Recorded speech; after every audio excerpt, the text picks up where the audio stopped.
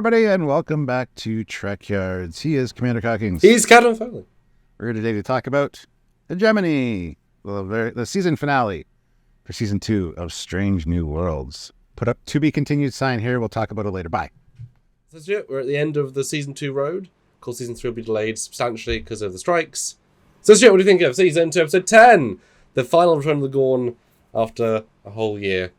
It was pretty good, actually. It very much had Walking Dead vibes, like the zombie thing going on. That was okay. I mean, the space stuff was good. There were some really good shots, really nice visuals in this one.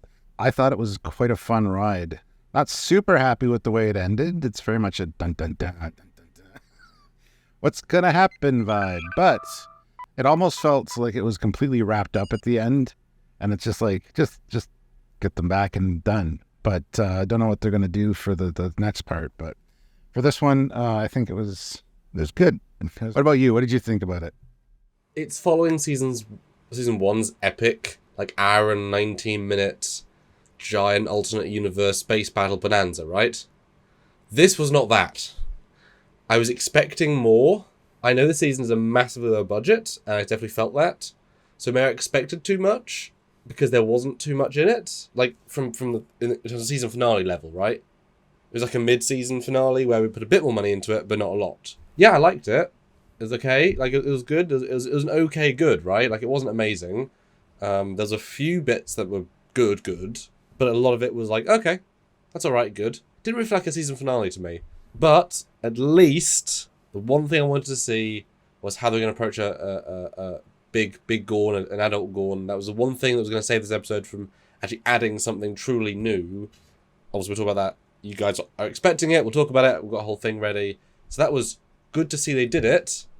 And certainly Chapel shooting it and killing it, or Spock killing it, was, bold. Kirk refused to kill it because it was too smart. Spock stabs it in the face. Well, not really. He stabbed its helmet. Helmet is on the face, So, Stuart. It was. He didn't know how far it could have gone. It could have stabbed right through his face. It was great to see the adult Gorn. I did like that. I liked the spacesuit that it was wearing. That was nice. It's like, okay, the Gorn are now actually kind of visualized. You're not just seeing the young ones, So that was cool. And I didn't have much of an issue with the way they looked. So it was just kind of like okay, this is an episode. Cool.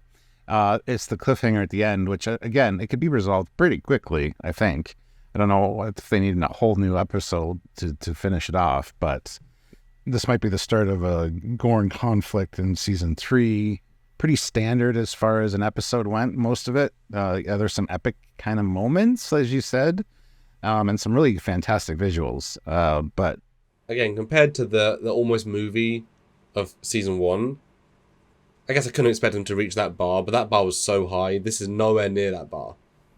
And it's interesting because even just the simple visuals of walking through the street, it just felt exactly like Season 1, those scenes. There's a lack of, it always makes me laugh when you see standing fires on the ground. It's like, what is combusting enough to keep fires going for hours? This little rectangle fire. There's quite a lot of fire. Why is there a propane tank that's fallen onto the ground and is now just... I thought the exact same thing, which is funny. Wow. It would have been nice if it was super dead, but it's just odd, those sorts of... It's a trope, right? They're going to the tropes. Gonna go to my prediction of Captain Patel dying. I mean, close-ish. I really thought that she was gone for a while, and then it's like, okay, she's there, that's fine. And then, she's infected. She got bit by the zombie. I mean, eggs hatched inside, or laid inside her. It's still on the line whether she's going to make it or not, but I do love those stakes, so let's just start with that, I guess. Yeah, it would have been a really shitty death if she just died off screen. So you knew she wasn't dying from the first half, right? So that was already, she's going to pop up somewhere. When the shuttle bit happened, my instant reaction, no offense to the writers, is far more interesting, in my opinion, where the Gorn doesn't kill them, which doesn't, just because one of them's infected, you should still kill the other two, right? There's no reason for that. I thought they were going to say she's pregnant, and there's a Gorn, they don't want to kill any young life and really deepen the mythology. Like, there's an inbuilt animalist nature, they will not kill young, and because she's pregnant and it senses Pike as a father, And then it reversed. You were expecting her to die so strongly from just the vibe that she's pregnant, which creates a whole massive storyline for Pike in season 3. That's like, oh, that is not expected. So they're sort of tricking you with subtlety of she's going to die, but it's literally the reverse. So I thought that was going to be the plot. Then it's like, oh, she's a Gorn person. It's like, okay. That's interesting. That could still be the case. I mean, when she's in stasis, next episode we could find out she's pregnant, Chris, and they either lose the baby as a result of getting rid of the Gorn, or she just dies, or there could be multiple things that would definitely affect Pike, even if she survives. And I just thought it'd be super dramatic versus just she's going to die in 6 hours. It's okay, right? Like it was just their way of getting through the scene. And then I guess she'll be in stasis and then they'll remove them maybe or not. Like, once you get past the initial reveal, there's nothing really to that. Unless, of course, she births them and they attack the Enterprise, which is not super interesting to me. Like, there's no way you can go with that, really. Like, they've put themselves into a hole of narratives. Maybe you could, if she births Gorn and dies, of course, they could keep Gorn's captive and they become prisoners for season 3 and then they grow up and then you talk to them. But that completely doesn't work from TOS. So there's not... Like, you know, they've kind of called themselves into a stalemate situation of, I guess she dies. I guess she lives. I did like the idea, too, of crashing the saucer into the device. And there's some beautiful visuals there with the saucer, like, with the neck, like, turning and, like, starting to burn, and then Spock and Chapel floating in the foreground. That was cool. But then at the same time, when it crashes, you see how close Scotty's shuttle was? Could you imagine if it had just annihilated everybody? The shuttle included? It seemed like it did. That explosion was pretty large. There are also power cores still inside that thing. Still functioning. That ship is still working. Not well. So you think it would crash and then explode and then power explode and then... Yeah, the radius would definitely have killed them. Like, no, it was very close. And also, what are the odds that only Chapel survived? None. There could have been other survivors on odds. there. None. Like no, they definitely killed the rest of the crew. Yeah, and even when it's like 2, when he messages the Enterprise and says 2 to be on board, it's like 2, it's Chapel's a lot. But they didn't say that, but it's almost like it's Chapel because she's one of the heroes. Could have been anybody from the ship that was alive with him, but it's just the look on their face. It's like, oh, they're so relieved that Chapel's alive. That's what it felt like, and it just. I was giving the script too much credit. They were going to address the fact that more crew survived, and we found more survivors, and before they crashed, they'll be able to beam 50 away or something. I thought they were going to do that, and the fact they definitely killed a large chunk of the crew. Because there's no reason Chapel survived. There's no...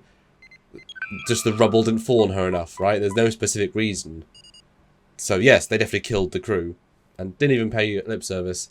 But it was a good sequence. I mean, it's simple and effective. Better handled than I thought the trailer was implying. With this overly soap opera-esque... Oh no, the saucer! The loss of it. Like, it was handled sort of so professionally. Like, lost the ship. Okay, at that point, the ship's irrelevant. It's the crew. Okay, moving on. Now the ship becomes a tool. Do this, right? It was very logical, very TNG-esque, structure. Yeah. And the placement of the retro rockets on the saucer, we only saw 2 go down.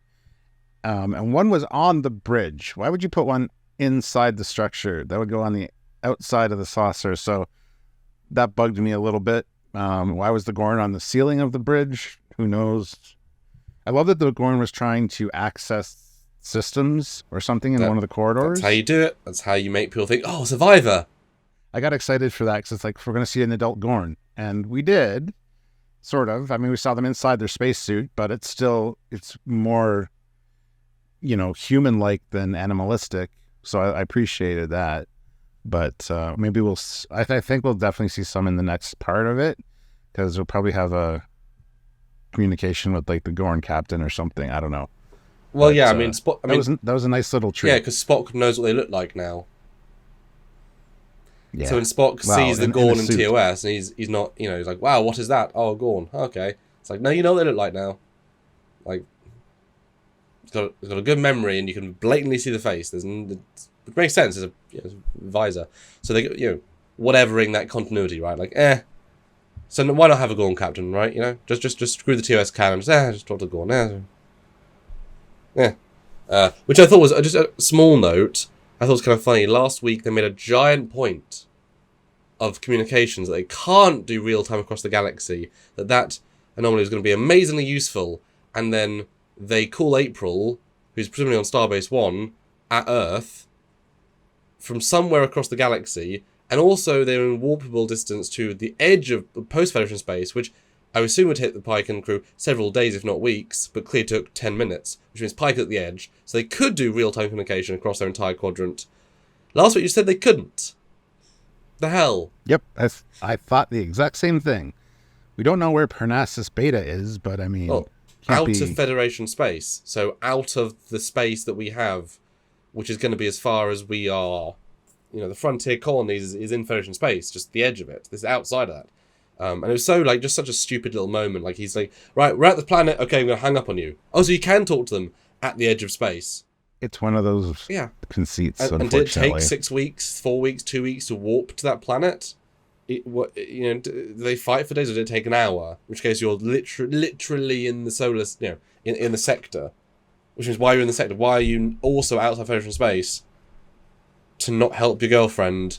And then also you can real-time communicate with her on a pad. I hate they don't care about space and distance. I really hate it. It just really damages. It's the Star Wars mentality, right? If there's no logic behind it, you can't relate to it, because then you could say, well, why didn't Starfleet send 10 more ships? If it took an hour, they easily had enough time to send more ships, and then they could, all the stakes are gone, right? My thought was, how are they going to solve this without Kirk being on board? Because that's the joke going around now. Why is Kirk always in the show? Oh, yes. So that's just a well, we didn't have Kirk, thing Stuart, but we had someone else. Oh, we did. And it wasn't at all spoiled for both of us. So what do you think of that guy being back? It's right outside my door, so I'm not going to say the name. Scotty is in this one, and Lieutenant. I thought that was kind of a cool reveal. I'm glad that he wasn't a member of the Cayuga. I thought it was originally. It turned out he wasn't. He was on another ship doing a solar project, which is fine. I thought it was kind of neat to see him. It's making me wonder if Pelia might die at some point soon. Next episode, maybe, and Scotty replace her, but I don't think so, because he's only lieutenant. He still needs to get a little bit more experience and stuff. I also loved her line of, one of my best students with sadly the worst grades. She says that about everybody. But no, I think seeing him was a nice treat. He didn't feel like Scotty to me, though. He didn't have the same kind of... I mean, I said the same thing about Paul Wesley as Kirk. Not the same gravitas, but you're replacing legendary characters. Or recasting them. So he needs to grow on me a little bit. He was kind of quirky and overpowered the engines on the shuttle. He created this Gorn transponder. So he's got the Scotty-isms. But it was a nice, pleasant treat to see him. Whether he's going to stick around or not, probably not. But yeah, what about you? What did you think about seeing Scotty show up? Well, yeah, I appreciate he's not on the Connie, the other Connie, because he should just be some guy until he's not some guy. So that was nice. And then have him be catalyst to the story, which, although a red herring would be obviously season 3 fodder, the fake being a Gorn ship, etc. I mean, he was Scottish. They got that right. More of a flowing accent, I felt, than James Doohan. I'd love to... I'm sure he's American. I was a bit... I don't know if James Doohan did the same thing, but he kept saying lieutenant. I literally had that on set a week ago. Someone's like, oh, remember, I know it says lieutenant in the script, but say lieutenant, because they're American. It's like, yeah, because everyone goes to the academy in San Francisco, so everyone says it the American way. There is no English. Just because he's Scottish, you wouldn't say the English way, because he went to the academy to learn it the American way. And then he said lieutenant when they said lieutenant. It just seemed like it's a lot of lieutenants, he says. Yeah, that's funny, great. But it's just an odd, it's not the right way you say it for the organisation you're in. But anyway, the actor was pretty good, right? Pretty good. Clearly a prodigy. Hashtag save Star Prodigy. And I don't know, and no downsides. I mean, he did everything really well. The classic thing of he overtook the scaredness to be brave. That's a beautiful trait that always works well. He got on with the crew very well. Pelia was interesting. They're going to have a strange chemistry that could be fun. Felt like a much younger, like a teen to the James Doohan's adult. It's a huge, because he was Lieutenant Junior grade, there's a huge jump from ensign, where just somebody doing a job, to lieutenant, bit of responsibility, to team leader, to division leader. That jump is monumental, so he's nowhere near leading a team yet. He's just a grunt with a bit of extra recognition behind his name. So to see him then become the commander, the in charge of Connie, the team leader, where he has to then delegate, he can be a genius, but he's there to be... I think I can see the building blocks between. And this, he might be maybe 3 or 4 years younger vibing, but I can see the responsibility of something weighing him down, but into more adult form. If they do 3, 4, 5, 6 season, Stranger Worlds, into that quite organically, I think they've found a nice vibe there. So I see a trajectory, which is good, because Kirk was a bit more like, oh, it's Paul Wesley playing a guy called Kirk. I guess? Yes, sort of. This guy, I see a bit more of a lineage factor.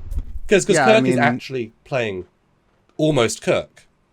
This guy is nowhere near where Scotty is, structurally, career-wise. So I see the differential more. Well, it's only a few more years until he would be... That's the problem. So, there's not that many years, but mental years, yes.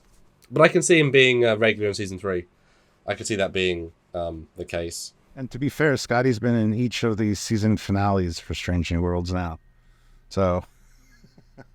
we heard his voice in the last season. But it does make structural sense, though. If his ship's been lost, he helps the crew really well out of the next jam. He's offered a posting as being second in command, a promotion by itself, because he's proven himself under Pelia, who stays for Season 3. But in Season 3, he's offered the job of being the chief. Season 4, he's the chief.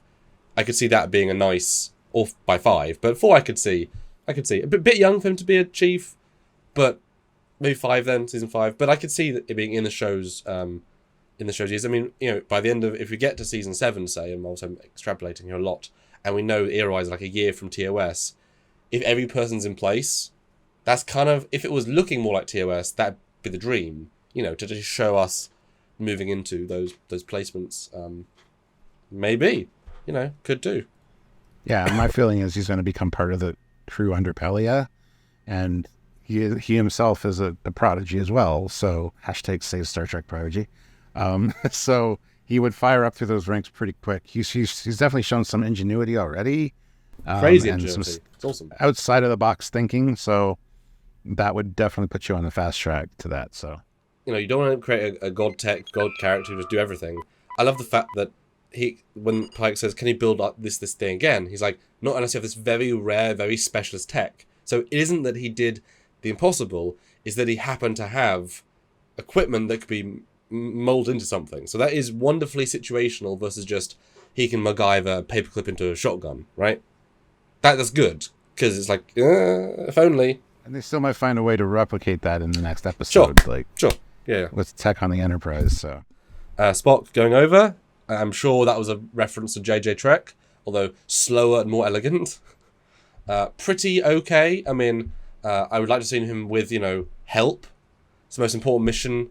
Send a security team with him. Like, I got the sense when I first watched it that he was like, well, I've lost Chapel. I'm the only one that can do this. I'm going to go down with the saucer. And then running into Chapel, just, yay. And, what a coincidence. Then they decide to come out of the saucer. I felt like he was going to guide it in. That's kind of the way that it was talked about in the briefing room. Nobody batted an eye about it though, so I don't know if that's the case or if I just misread the situation. I didn't sense that. I don't think he would. But I know what you mean. I can see why you'd think that. I just think it was such an ensemble piece. There's so many moving cogs. They couldn't give too much development to why he's going over. It just had to be. So him and his stoicness, they couldn't develop that in any way that was meaningful. But they should have had some help. Although it is comical when out of the hundred windows, Spock happens to go across Chapel's random room she walks into. Laughable.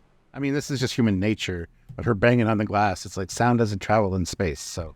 And they didn't even pay lip service to her trying to help anybody on the crew. It does make sense to save yourself, but there was not even one iota of checking someone if they're dead. Yeah, she didn't check any of the people around her. Yeah. Another one could have just had debris on their leg and not being able to move, or everyone's unconscious. I mean, she did the life support back on, which implied more people could be alive. But again, it was a very moving pieces episode, so we had to skip that. But that's very un-Chapel-like. She's very, let me go check, even if it risks my own life. There was a line of dialogue that bothered me a little bit in regards to Gorn, specifically. It's like, they're trying to make him almost like the Borg in a way, because they're like, we know that the Gorn ignored debris. It's like the Borg. You're not a threat until you're a threat. You can wander around. I thought it was kind of silly that the shuttle was like doing its thing covered in garbage. Like, did you launch the shuttle, attach debris, and then start drifting? It seems like kind of a weird. And they think they'd be able to detect life signs, the Gorn. These 2 life signs floating in space. And why would you destroy the ship when that's a whole crew of people you can feed on or use as a hatchery? It doesn't make sense to totally annihilate the ship. They were Gorn on the saucer. I'm sure they were getting people and putting babies in them. I mean, why else would the Gorn be there, right? Because, like I said, people survived. Presumably now we know they beamed off, potentially, the survivors, except Chapel for no reason, and then they made them babies. Yeah, I mean, the Gorn are tricky because they want to make them a threat, but also dumb, but also smart because they managed to destroy a Connie in like 10 minutes. Now, there was no big ship left because the ship that was in the atmosphere was one of the big ships. I thought it looked more like the design of the big ship. Small ships are much smaller, but it was very unclear. But they only left one of the small crafts in orbit. Yeah, I kind of like that they just like emailed Starfleet and said, "Hey, our space now, bitch." Like, that's fun, right? That's a species with interstellar travel approach. I liked that. That was nice. But yeah, you would think, I didn't buy really that the Enterprise would warp in, be on the moon, not be detected. So the line makes sense. But you think the Gorn would be shadowing the Enterprise at every step, and they would just see a shuttle being launched, and it did have impulse engines, it did have Passards on, had 6 life signs. I mean, they would have detected that. They'd be scanning that area where the Enterprise is, as they were doing to the Gorn. Yeah, they went right in front of it as it was scanning debris. It's like they did nothing to jam it. Debris is fine, but scans, because they couldn't have shields up for the shuttle to detect shields. So there were 6 life signs in the debris who were moving through the debris at an impulse level 2. That's, well, I guess at the speed of the debris, but wow, 6 life signs are moving, and they've got phases that are charged. Weird. Yeah, I mean, like I said, move past it, right? The script just goes past it. It's a thing that sort of makes sense from an abstract point of view. Just don't think about it too hard. And just the saucer randomly just changing direction. Yeah, I thought they were going to shoot it and make more of a big deal out of it. Because they are not dumb creatures. They have an entire empire. Small empire, but empire. They're spacefaring, and they can't be stupid, yeah. So they would detect that the saucer is coming close to their... Because those thrusters aren't going to be able to move a saucer section many degrees. At the last minute as well. So that thing is going to crash near our one device that's stopping the Enterprise from doing stuff. So you would shoot the hell out of it, which could still crash, no problem, but you need that shooting pew pew pew moment. It's a bigger fireball that comes down, oh, it's still one. Like that's how that should have played out. Or tractor it, yeah. That would have made it. It's like, it's going to destroy our jamming device. Its trajectory showed, yeah, exactly. Even like close, you wouldn't risk it. It's like the planet is 5 billion miles wide, and the saucer's suddenly going to crash 10 miles away. That's a coincidence, isn't it? There, Gorn leader. Yes, shoot it then. Yes, boss. Pew. Oh, Yeah. Seeing the debris was cool though. I mean, there's one shot where like a big chunk out of the saucer, right? And they zoom in, and it looks like one of the cutaway models of the Enterprise you can get. You can see all the decks. That was cool. I like that. Like I said, there's a lot of great visuals in this. It's very grey, is all. Just very grey colour palette. But yeah, graphic for sure. Speaking of, and at the end, obviously, a zero-G fight in what I thought was a green screen recreation of the Enterprise bridge. I didn't think they were going to undress it so much. But no, they actively trashed their own bridge set. Not like irreversibly, but I mean, it's the last sequence of the episode, right? You did it last. But they did actively take out all the seats and damage it enough, and that was a real set they had a fight in. Pretty dramatic. Yeah, that's crazy. Often see a broken, trashed Connie. Well, they did it to the bridge. They did it to quarters, and a shuttle. Scotty's shuttle is also. And that was always my mind to be able to like do that to sets and have them look like that, and then fine again. It's careful planning, isn't it? If there's no bridge scenes, schedule it so that it's between bridge sets or at the end of bridge scenes. Because yeah, that must be really sucky to. But then it's paint. Then do you paint over damaged paint, or do you wipe it, or do you scrape it away and then damage the wood and then you But that's their job. They're carpenters, right? Yeah. Always like it made me laugh in the final moments when the Enterprise are getting attacked, and there's fireballs and debris flying. It's like, sorry, are your shields not up? Like, that damage is like shields at 1% in hull impacts. Like, that's the shields take all of the damage. You get sparks, that's things overloading. You don't get debris flying unless it's like critical. We are so, like, weapons are hitting the hull, and yet Pike's like, it's like, you're dying, the ship's dying. Oh no, it's fine. Like, damage doesn't go that far with shields up still. That's kind of the point of shields. But then, yeah, the Gorn fight, what do you think? I thought that was, again, very fun little segment. You get to see the Gorn in the helmet. I do love, like I said, I love the suit or the space suit that the Gorn had. Little over dramatic, being shaped for each scale of your tail. Love that he sees Chapel come in and he's already lost his phaser, which is slowly drifting, and she manages to get it. I think it was a good representation of a Zero-G fight, because even if the Gorn is a lot stronger than Spock, in Zero-G, that doesn't really translate. That's mostly why they did it that way. Just to make it a semi-fair fight. Yeah, that's a good point, actually. Yeah. Well, I was going to crush his helmet. I love seeing the claw hand. Claw. Or the clawed glove, yeah. Yeah, it was. I thought it was a fine fight. It was funny to make a climatic fight so slow. Like in a good way, right? Like, it was an unusual take, but we had so many quick cuts because the Gorn puppet isn't quite good enough to do, shots on for very long. Or CG isn't quite good. Like it was fun to then go slow. Like, that final shot of it moving away is like, damn, we get to see it, because they hide this stuff. It's like, oh wow, I understand the shapes now. That's useful. But boy, it wouldn't have been useful to beam aboard that Gorn and study it. That would have been. I wish they would have done something like that, honestly, because yes, you're absolutely right. Beam it aboard, get it out of its suit. Let's see it on the bio bed. Yeah. Giantest of retcons, but real useful. Check out our video on the Gorn as we look at images, of course. I've subdivided and broke down the best images, of course. And Stuart, what is going to be tonight? Tonight is our live breakdown and review of this. It's going to be earlier, by the way. It's going to be an hour earlier, so starting at 3 p.m. Eastern Standard Time. So probably an hour longer, 8 p.m. Tune in for that. Lots to talk about. We love the breakdowns. There's definitely every scene has something to talk about specifically. It's that kind of episode. Yeah. So starting early, just mark that on your calendars or your schedules, and please join us for that. So also, like this video, comment down below, subscribe to the channel, do the bell notification thing. And like I said, join us for the live tonight and all of our other lives. And while you're there, you can super chat your appreciation, your thoughts, your comments, your questions, your moments on those lives, or you can super thanks on any video we've done for the past many goodness darn years, or one-time donations at PayPal, which is trekyards@hotmail.com, or regular monthly via our Patreon, patreon.com/trekyards, or join the channel on YouTube. Same thing as Patreon, just not on Patreon. That's right. So, until whenever we see you next, he's Commander Falcons. Bye, guys.